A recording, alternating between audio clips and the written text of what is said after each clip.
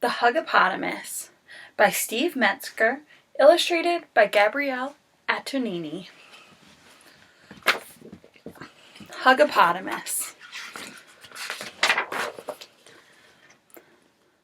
Albert was his parents' pride and joy. When he smiled for the first time, his mother jumped up and down with delight. "Look at our baby," she cried out. "Isn't he wonderful?" Whether Albert was taking his first steps, or learning his ABCs, or even when he was doing nothing at all, they couldn't help but hug their one and only hippo. "Why do you hug me all the time?" Albert asked. "Because we love you so much," his father replied. "You're our little Huggapotamus," his mother added. Albert smiled. "A hug shows that you care about someone," he thought, as he went out to play.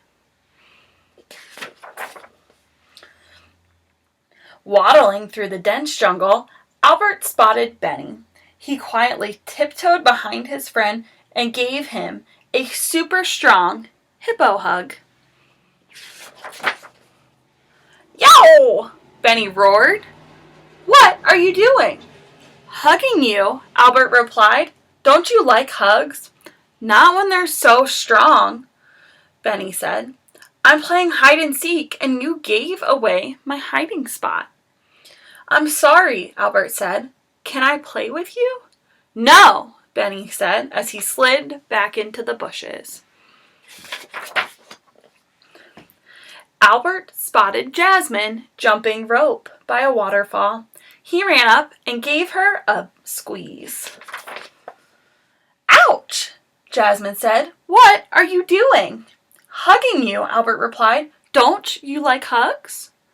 "Not now," Jasmine said. "I wasn't ready. Just look at me." "I'm sorry," Albert said. "Can I play with you?" "No," said Jasmine as she untangled herself. Albert plodded over to the savannah. Badge was just about to score a goal. "I love you, little monkey," shouted Albert. "Ah!" Badge exclaimed. "What are you doing?" "Hugging you," replied Albert. "Don't you like hugs?" "You made me miss my shot," Badge yelled. "You're just too rough." "I'm sorry," Albert said. "Can I play with you?" "No," said Badge as he dashed after the ball. Albert slumped down into the shade of a bobo tree. "I was only trying to show my friends how much I care about them," Albert thought. "Now nobody wants to play with me." Albert watched as Benny, Jasmine, and Badge began a game of freeze tag. "I wish I could play too," he said, "but nobody wants a clumsy hippo in their game." Then Albert looked up and saw that Benny had been tagged. He was frozen in place. "Benny needs my help," Albert said. He barreled towards his friend, rushing faster and faster. "I'm coming!" Albert ran so hard that the earth trembled. He ran so hard the tree shook. He ran so hard his friend stopped playing. "Uh-oh," Benny thought. "Not again." But Albert remembered what his friend said about his hugs. Too strong. Not now. Too rough.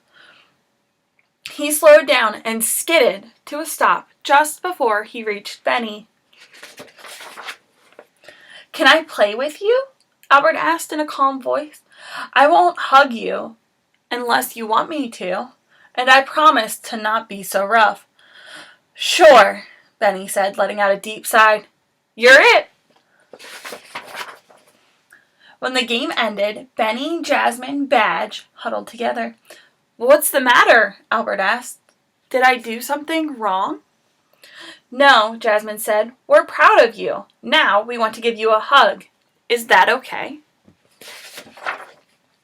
Albert nodded and smiled shyly as they wrapped their arms around him. Not too strong, not too rough. The perfect hug for a Huggapotamus. The end. That was The Huggapotamus by Steve Metzger, illustrated by Gabrielle Antonini.